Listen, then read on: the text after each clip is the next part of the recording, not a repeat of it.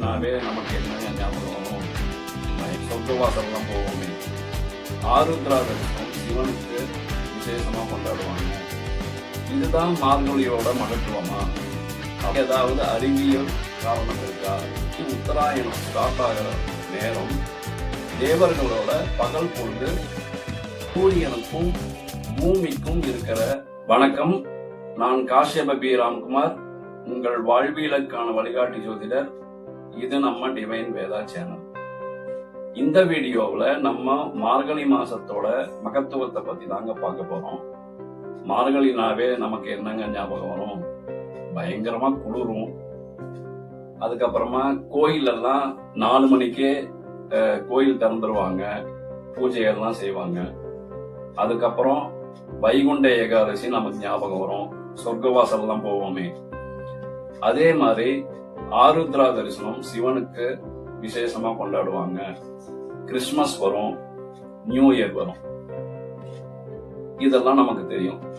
இதுதான் மார்கழியோட மகத்துவமா அப்படின்னா, வேற ஏதாவது அறிவியல் காரணம் இருக்கா அப்படிங்கறத பத்தி தான் இந்த வீடியோவோட நம்ம பார்க்க போறோம்.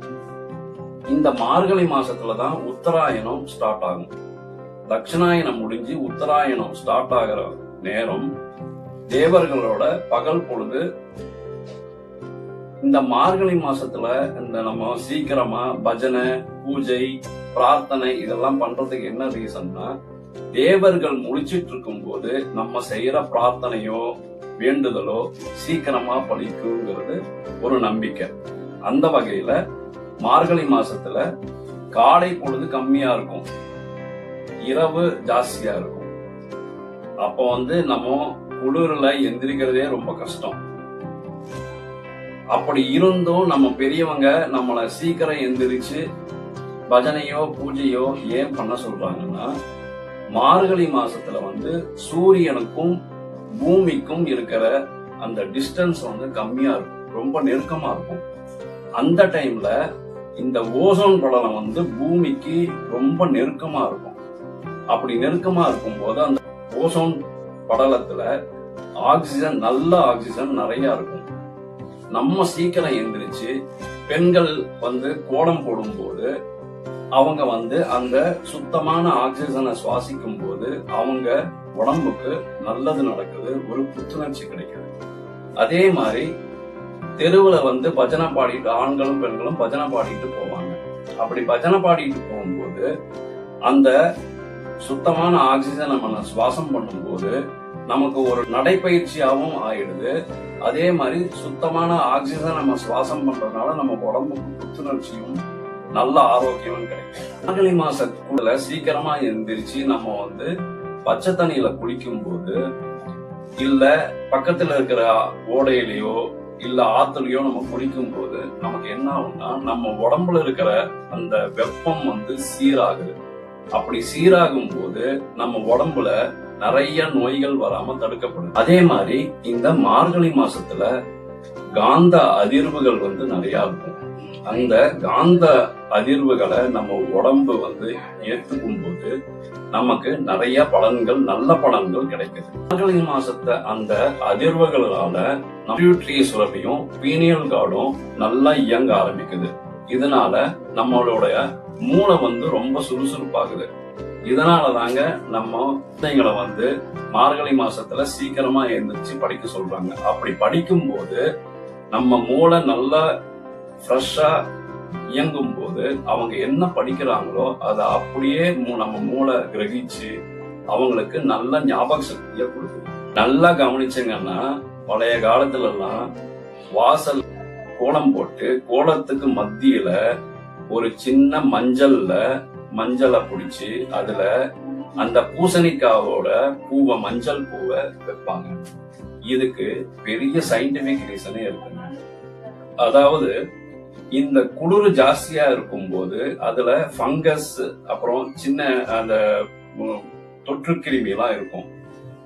அந்த தொற்று கிருமி எல்லாம் நம்மளை தாக்காம இருக்கிறதுக்கு நம்ம வாசல்ல சாணம் முழுகும் போது அந்த சாணம் ஆன்டிபயாட்டிக்கா வேலை செய்யும். தேவையில்லாத கிருமிகள் எல்லாம் அது நீக்கிட்டு நமக்கு நல்ல ஒரு ஆரோக்கியமான ஒரு சூழ்நிலையை அது உருவாக்கும். அதே மாதிரிதான் அதுல நம்ம கோலத்துல வைக்கிற மஞ்சளும், இது ரெண்டு சாணமும் சரி மஞ்சளும் சரி நல்ல ஆன்டிபயாட்டிக்ங்கிறது நமக்கு நல்லா தெரியும். அதே மாதிரி அரிசி மாவுல ஏன் கோலம் போடுறாங்கன்னா, அரிசி மாவுல கோலம் போடும்போது எறும்பு வந்து அந்த அரிசி மாவை சாப்பிடும் போது அதுக்கு ஒரு ஆகாரம் கிடைக்குது. இந்த மாதிரி பல விஷயங்களை உள்ளடக்கி தான் நம்ம பெரியவங்க சில அமைச்சிருக்காங்க.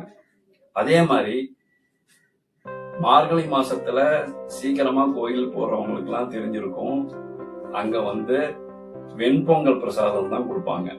அது ஏன்னா மார்கழி மாச குளிர்ல வந்து நம்மளுடைய ஜீரண சக்தி அதிகமா இருக்கும்.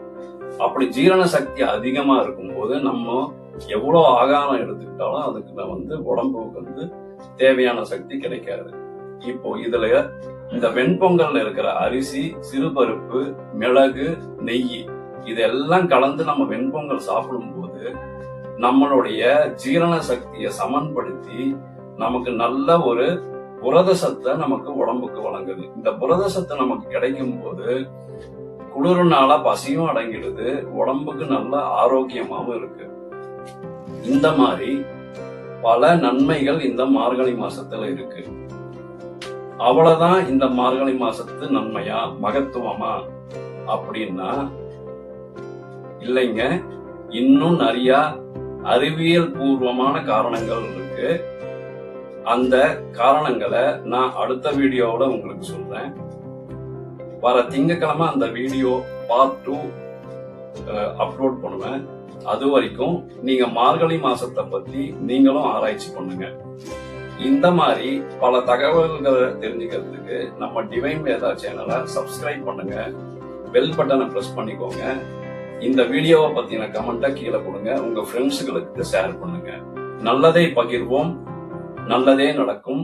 வாழ்க வையகம், வாழ்க வளமுடன். நன்றி. வணக்கம் நண்பர்களே. ஆன்மீகம் மற்றும் ஜோதிடம் தொடர்பான அரிய தகவல்களுக்கு எங்கள் டிவைன் வேதா யூடியூப் சேனலை சப்ஸ்கிரைப் செய்யுங்கள்.